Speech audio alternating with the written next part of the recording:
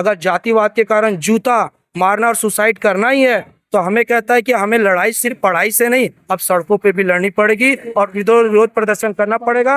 अगर ये लोग नहीं माने तो हमें संसद तक बात पहुंचाना। जो केवल धर्म के ऊपर बोलते हैं कि धर्म देखा जाति नहीं, लेकिन अब यहाँ मामला ये है जाति देखा धर्म नहीं, तो इस पर क्या कहें? और जो ब्राह्मणवादी मानसिकता के लोग हैं ये सुधरने के लिए तैयार है नहीं।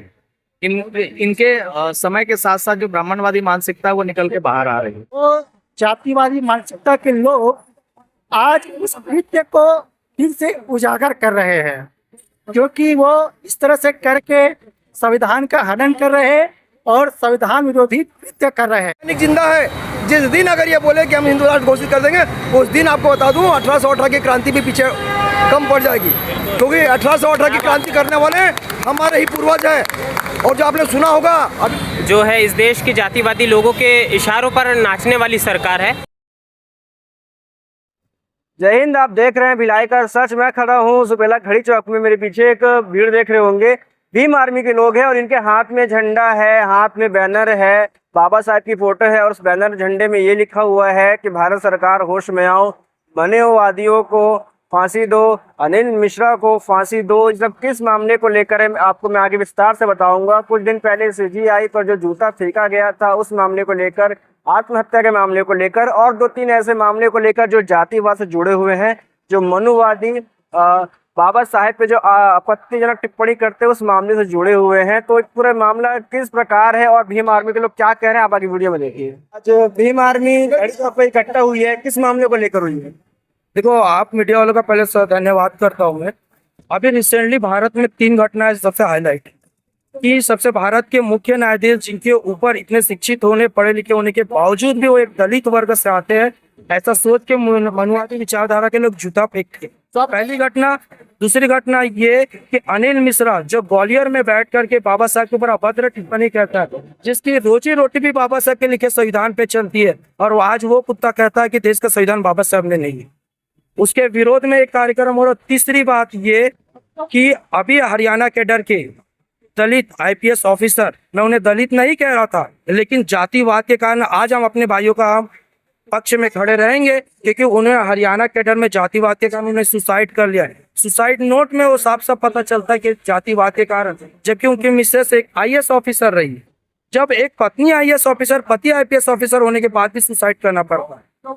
इस समाज में, इस वर्ग में जो लोग हैं, पढ़ लिख के कितना भी ऊंचे पद में चल जाए, चाहे सीजीआई हो या एक आईपीएस ऑफिसर हो, एक आईएएस अधिकारी इतने बड़े लेवल में भी चल जाए, अगर जातिवाद के कारण जूता मारना और सुसाइड करना ही है तो हमें कहता है कि हमें लड़ाई सिर्फ पढ़ाई से नहीं, अब सड़कों पे भी लड़नी पड़ेगी और विरोध प्रदर्शन करना पड़ेगा। अगर ये लोग नहीं माने तो हमें संसद तक बात पहुंचाना। भारत आजाद हुए 78-79 साल होने को है, लेकिन आज तक ऐसा क्या हो रहा है कि जातिवाद खत्म नहीं हो पा रहा है? कुछ लोग ऐसे जो संविधान को नहीं मान रहे हैं, कुछ लोग ऐसे में हैं जो केवल धर्म के ऊपर बोलते हैं कि धर्म देखा जाति नहीं, लेकिन अब यहाँ मामला ये है जाति देखा धर्म नहीं, तो इस पर क्या कहेंगे? देखिए, मैं आपको बोलना चाहूंगा इसमें सुस्पष्ट, ये आपने जो बात बोला ये शाश्वत सत्य है कि अभी तक ये लोगों ने कभी भी 2 चीज कि ये भारत के विकास पे काम नहीं किया और भारत को जातीयता में तोड़ने का काम किया, उसे मिटाने का काम नहीं किया। ये हमारे देश में हमारी सरकार का हमेशा से रणनीति रही है।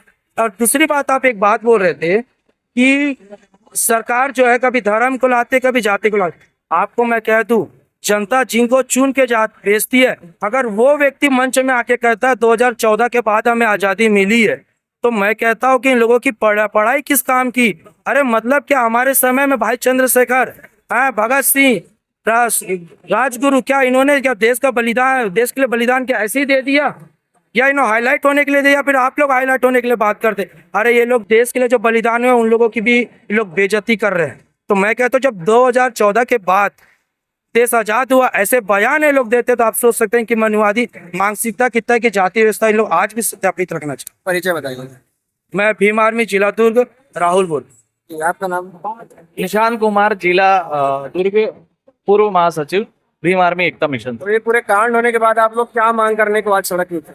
देखिए, हमारी मांग ये है कि जो भी यहाँ पे अभी मैं ये देखता आ रहा हूँ कि समय के साथ साथ जातिवाद जो है वो कम नहीं बल्कि और बढ़ रहा है। हम जब देखते हैं, हमारे 10 किलोमीटर दूर ही जाके हम देखते हैं तो हमें जातिवाद नजर आता है। और जो ब्राह्मणवादी मानसिकता के लोग हैं ये सुधरने के लिए तैयार है नहीं। इनके समय के साथ साथ जो ब्राह्मणवादी मानसिकता है वो निकल के बाहर आ रही है। हमारी सिर्फ इतनी मांग है कि हमको भी इंसान समझा जाए, और यहाँ पर पढ़े लिखे जो है, जिन्होंने पढ़ लिख करके इतने बड़े बड़े पद हासिल किए, जब उनके साथ जातिवाद रुक नहीं रहा है तो फिर आम आदमी की यहाँ पे हैसियत ही क्या है। तो हमारा मानना ये है कि जो यहाँ पे जो तबका है, जो बहुजन समाज है, उन्हें भी इंसान समझा जाए और उनके साथ भी बराबरी का व्यवहार हो हर जगह पर। आप बताएंगे।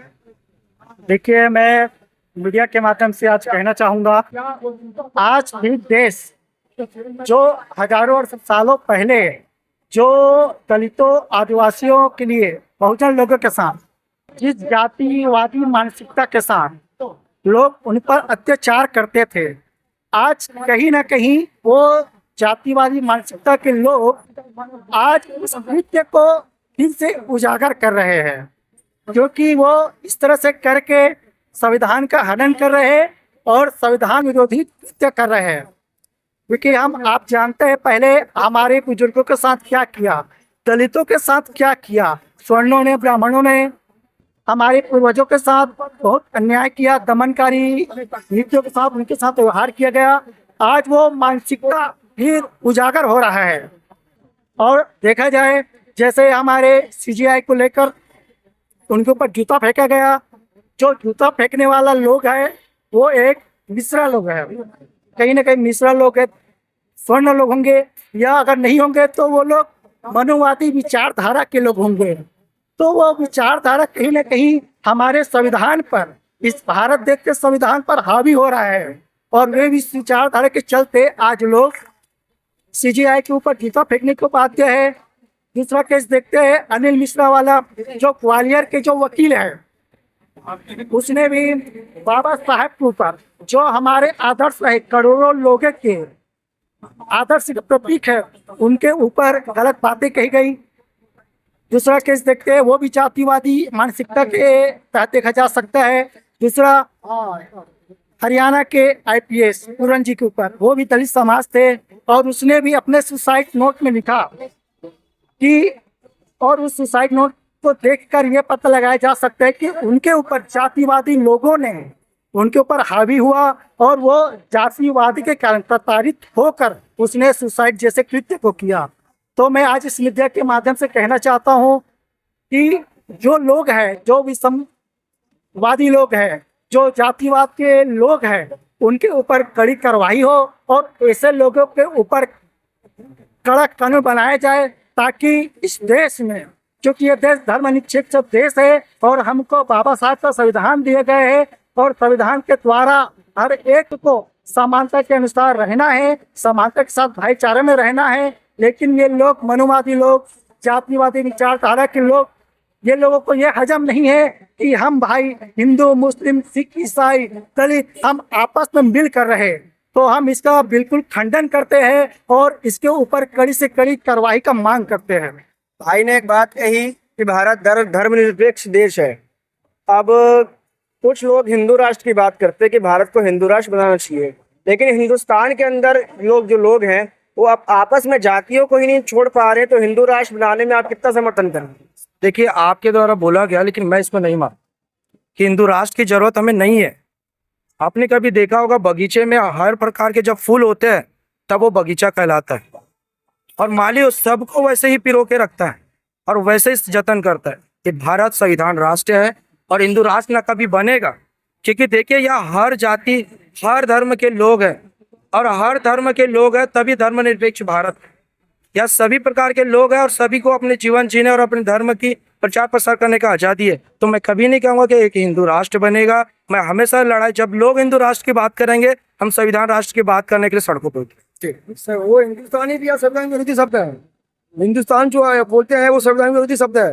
भारत की प्रस्तावना में पढ़िए आप, इंडिया दैट इज भारत, तो हिंदुस्तान का कहीं वर्ड नहीं है। और मेरे विचार से जो भी हिंदुस्तान कहता है वह संविधान विरोधी है, क्योंकि हिंदुस्तान कहीं उल्लेख नहीं है। भारत एक धर्मनिरपेक्ष राज्य है, और धर्मनिरपेक्ष मतलब होता है जहाँ सभी समान, सभी धर्मों को समान अधिकार दिया गया है, समान मान्यता दी गई है। ये भारतीय संविधान देता है हमको। लेकिन अगर ये कहते हैं भैया तो यहाँ पर हिंदू कौन, बाकी लोग कहाँ गए, वो बाकी लोग क्या करेंगे, उनका अस्तित्व नहीं है। कि भारत का एक अस्तित्व है संयुक्त रूप से, गुलदस्ता जिस प्रकार से प्यारा लगता है, अगर आप कहीं पर भी सिर्फ को एक फूल दोगे आप, वो शोभायमान नहीं है। गुलाब भी चाहिए, चमेली भी चाहिए, चंपा भी चाहिए, तब वो गुलदस्ता बनता है। उसी प्रकार भारत हमारा जो गुलदस्ता है वो धर्मनिरपेक्ष राज्य है। और जो कहते हैं कि हम हिंदुस्तान बनाना चाहते हैं, उनको हम बताना चाहते हैं, अभी यहाँ के संविधान की रक्षा करने वाले लोग जिंदा है, भीम सैनिक जिंदा है। जिस दिन अगर ये बोले कि हम हिंदू राष्ट्र घोषित कर देंगे, उस दिन आपको बता दूं 1818 की क्रांति भी पीछे कम पड़ जाएगी, क्योंकि 1818 की क्रांति करने वाले हमारे ही पूर्वज हैं। और जो आपने सुना होगा अभी तक तेरे देखे 56, वो 56 का जो दोहा देने वाले, ताना देने वाले ना, हमारे ही पूर्वज है। उस समय 28,000 सैनिकों को 500 महारों ने काटा था।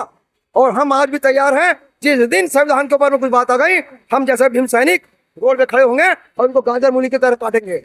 हम नहीं चाहते, हम नहीं चाहते हैं, हम शांति प्रिय चाहते हैं। हम चाहते हैं कि इस देश में सभी रहे, सबका सम्मान है, क्योंकि भारत का संविधान बाबा साहब ने लिखा है, इसलिए हम सबका सम्मान करते हैं, चाहे वो हिंदू मुस्लिम सिख ईसाई सब हो, सभी रहे। हम तो चाहते हैं भाईचारा बने रहे, हम नहीं चाहते, किसी का विरोध नहीं करते हम, लेकिन संविधान विरोधी ताकतों को हम पुनः आगाह करना चाहते हैं। क्या बहुत हो गई बात, अब हो संविधान की बात हो, जो संविधान में बात करेगी वो है भीम आर्मी और बाबा साहब के सैनिक, वो रोड की लड़ाई लड़े। वर्तमान में भारत सरकार जो है, उनके राज्य में देखा जाए तो संविधान का पालन बहुत कम हो रहा है। लोग शिक्षा के लिए भटक रहे हैं, कहीं अस्पताल के लिए भटक रहे हैं, सरकारी अस्पतालों में धर्म देखकर इलाज किया जा रहा है, और जो महिलाएं हैं, जो गर्भवती है, उनका जो डिलीवरी होता है वो बाहर में हो जा रहा है। तो इन सबको देख के आप क्या बोलेंगे? मैं इतना ही कहना चाहता हूं कि इस देश की जो सरकार है वो केवल एक जाति, एक विचार और एक ही जो है इस देश के जातिवादी लोगों के इशारों पर नाचने वाली सरकार है। मैं इतना कहना चाहता हूं इस सरकार से कि जब इस देश के लोग आपको वोट देकर के वहां भेज रहे हैं, तो आपका ये अधिकार बनता है कि इस देश के सारे लोगों के हितों की रक्षा के लिए आपको विचार करना चाहिए। और रही बात, आज हमारा प्रदर्शन इसलिए हो रहा है, इतना विरोध इस मुद्दे को लेकर के पूरे देश भर के लोगों में आक्रोश है, क्योंकि ये एक व्यक्ति के ऊपर हमला नहीं किया गया है, ये इस देश के हर उस व्यक्ति के ऊपर हमला किया गया है जो समानता, स्वतंत्रता और बंधुत्व में विश्वास रखता है। आदरणीय गवई साहब के ऊपर जब हमला किया गया, चप्पल उनके उसमें फेंकी गई, तो वो उनका अपमान किया गया, लेकिन वो अपमान हम बर्दाश्त नहीं करना चाहते। इस देश के लोग हम मरे हुए लोग नहीं है। इस सरकार को ये याद रहे कि हम जब उनको वहां गद्दी में बिठाने का हक रखते हैं, तो उनको उतार कर फेंकने का भी हक रखते हैं। नाम बताइए। स्वप्निल बंसोड़, भीम आर्मी भारत एकता मिशन, जिला दुर्ग।